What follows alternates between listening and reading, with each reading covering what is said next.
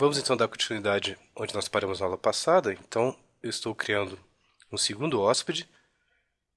É bom para vocês perceberem que a partir de uma classe, da classe hóspede, eu posso criar quantos objetos forem necessários. Então, eu criei um novo objeto chamado Mariana. Usando a notação ponto, basta eu dar o nome da referência para o meu objeto, ponto, para poder descobrir quais são os métodos do meu objeto associado na heap que eu posso chamar. Então, eu vou chamar o método setNome, passar como argumento a string Mariana, e vamos também configurar o sobrenome. E da mesma forma, eu vou exibir esses dados.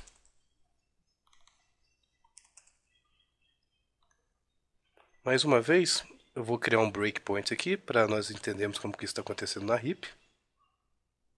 Deixa eu salvar. E vou mandar depurar esse arquivo.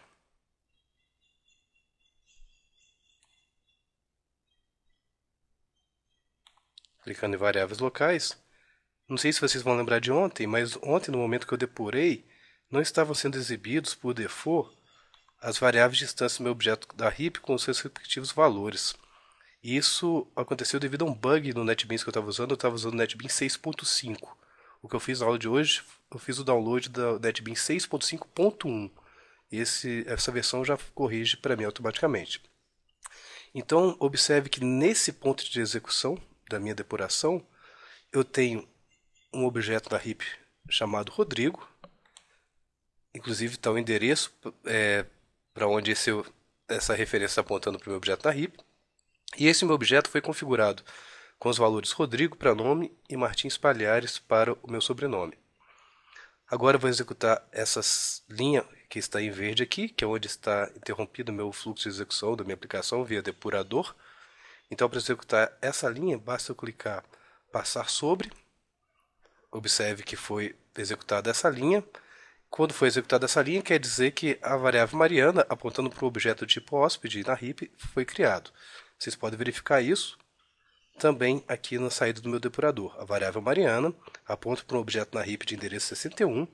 Observe os endereços diferentes. Eu tenho nesse momento dois objetos na heap, um apontado pela variável de referência Rodrigo e o outro apontado pela variável de referência Mariana. E se você expandir aqui, você vai ver que, por enquanto, Mariana não tem nem nome nem sobrenome, pois eu ainda não configurei. Nós vamos ver em aulas posteriores que as variáveis de instância, quando elas são referências para objetos, elas são iniciadas automaticamente com null para você.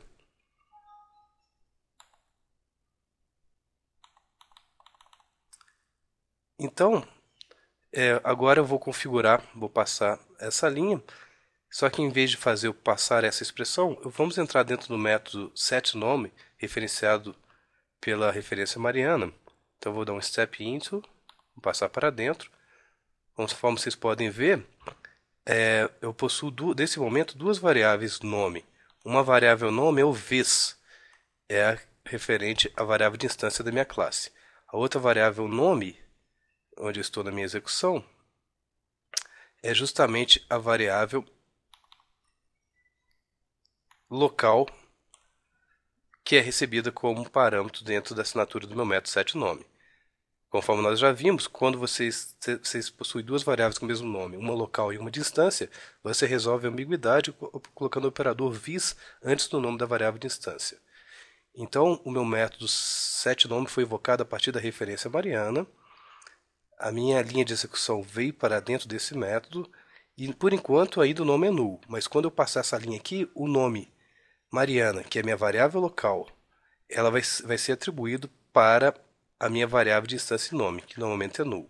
Nós vamos passar para vocês verem isso acontecer. Ok, agora já foi configurado como Mariana. Processo similar vai acontecer se eu entrar no método setSobrenome. Vamos entrar nesse método. Por enquanto, o sobrenome do meu objeto ainda é null na heap, mas a variável local já recebeu como parâmetro o sobrenome, que é Pereira. Vamos executar essa linha para que o meu objeto seja corretamente configurado em memória. Vamos executar essa linha. E da mesma forma, eu consigo agora exibir os dados acerca do meu objeto configurado, acerca do meu objeto Mariana no meu caso. Então, para vocês verem como isso funciona também, vamos entrar aqui dentro do getNome. Mais uma vez eu vou dar um step into. Repare que eu posso entrar tanto dentro do método println quanto do getNome. Vou com a setinha para a direita, falar que eu quero entrar no getNome, vou dar um Enter. Entrei no método getNome do objeto na heap referenciado pela variável de referência Mariana. Então, o meu objeto na heap, conforme vocês podem ver aqui, possui nome Mariana e sobrenome Pereira. Quando eu der um return nome, o que vai ser retornado vai ser uma string, cujo conteúdo vai ser o conteúdo da variável nome, que no meu caso é Mariana. Então ele vai retornar Mariana.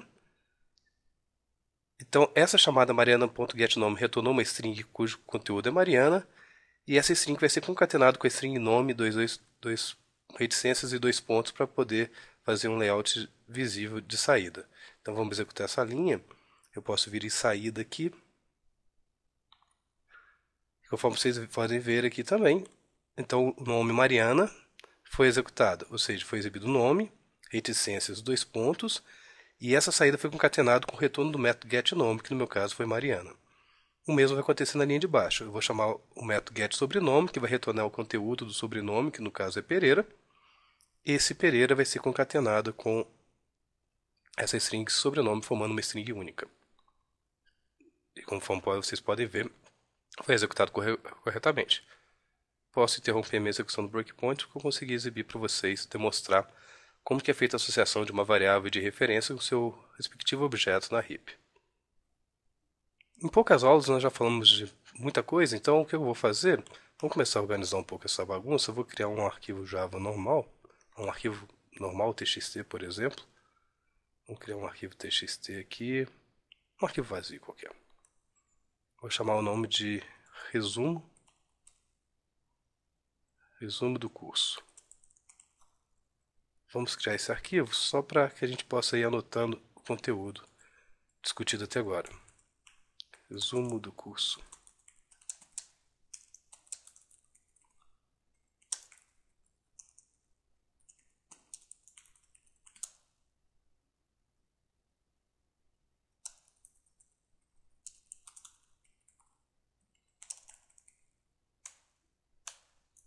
Então, basicamente, o episódio 0, parte 1, nós discutimos e fizemos uma introdução à tecnologia Java. Deixa eu aumentar para vocês aqui. No episódio 0, parte 2, nós configuramos ambiente de desenvolvimento no Windows. No episódio 1,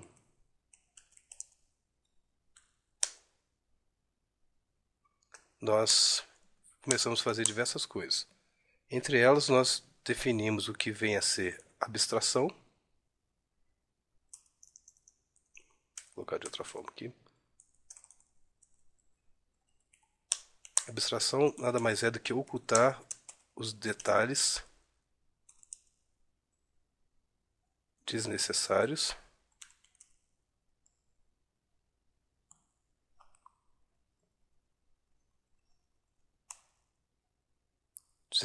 para o software. Vocês têm que lembrar que na vida real os objetos existem no nosso dia a dia, mas nem todas as características pertinentes ao objeto da vida real são necessárias caso nós queremos representar esse objeto via software. Nós demos um exemplo, por exemplo, uma pessoa no mundo real possui cor de íris, cor da pele, temperatura corpórea, mas não necessariamente todas essas características deverão ser representadas como um objeto de software chamado pessoa. Em outras palavras, a abstração permite você justamente verificar quais são os elementos necessários do mundo real, do domínio da sua aplicação, que você realmente precisa para projetar em nível de software. Nós falamos um pouco do que vem a ser classes. Lembrando que classe, uma boa definição, classe é um modelo, do inglês veio do template, que incorpora características e funcionalidades. As minhas características, elas são representadas por atributos, também conhecidos como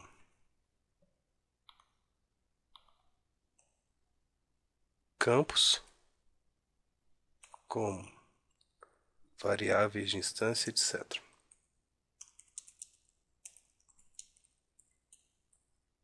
E funcionalidades, que são representadas por métodos, que é o mesmo conceito de funções em outras linguagens de programação, não orientada a objetos. Falamos um pouco de objetos. Objetos vem inclusive do nome do paradigma orientado a objetos. Então, objetos, vamos pensar que são entidades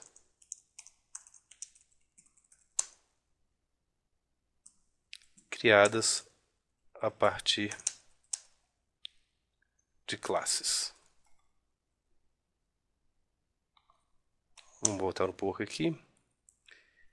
Este modelo é usado como base para a criação de N objetos. Então, os objetos são entidades criadas a partir de classes. Isso também é chamado esse processo é chamado, conhecido como instanciação.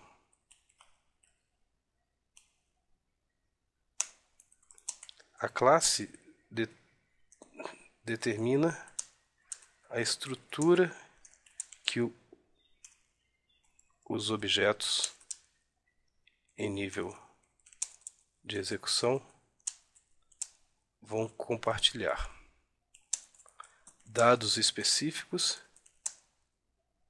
estão presentes em cada objeto. Então, por exemplo,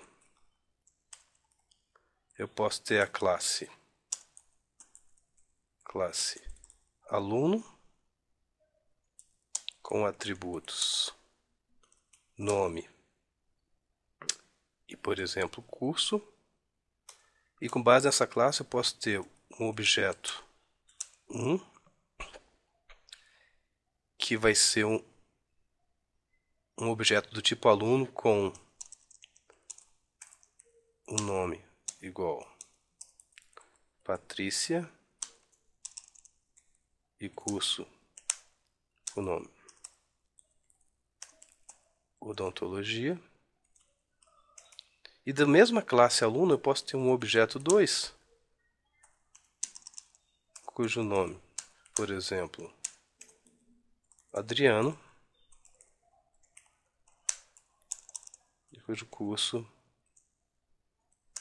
seja, por exemplo, educação física. Então, acho que vocês já podem observar, a classe determina o modelo. Aqui no meu caso, por abstração, eu descobri que a classe aluno ela vai ter os atributos nome e curso. Os objetos específicos dessa classe que vão ter um estado, ou seja, vão fornecer os dados referentes a cada um desses atributos. Então, o objeto 1, para o atributo nome, eu identifiquei o literal Patrícia, e para o curso odontologia. O objeto 2, para o nome Adriano, e para o curso educação física.